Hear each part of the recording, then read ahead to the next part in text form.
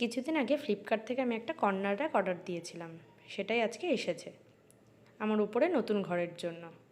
সেটাকে এখন আনবক্সিং করছি। ওরা সুন্দরভাবে প্যাকিং করে দিয়েছে, ভেতরে ফোম দিয়ে ভালো করে সেটাকে টাইট করে প্যাকিং করে দিয়েছিল।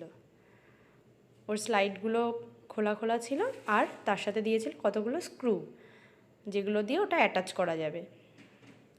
আর তার মধ্যে দিয়েছিল একটা পেজ, যেটার মধ্যে ওটার ইনস্ট্রাকশন লেখা ছিল যেটা কী করে অ্যাটাচ করতে হবে।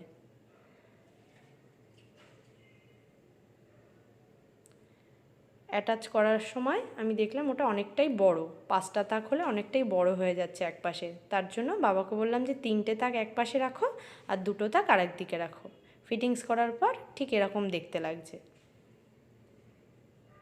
এরপর সেটা দেওয়ালে ফিটিংস করলাম। এক পাশে এই 2টো তাক এই সুইচের পাশেই লাগিয়েছি যাতে মোবাইল চার্জ ফার্জ দেওয়া যায়, আর এক পাশে এই যেখানে ডেকোরেটিভ জিনিসপত্র আমি রাখবো।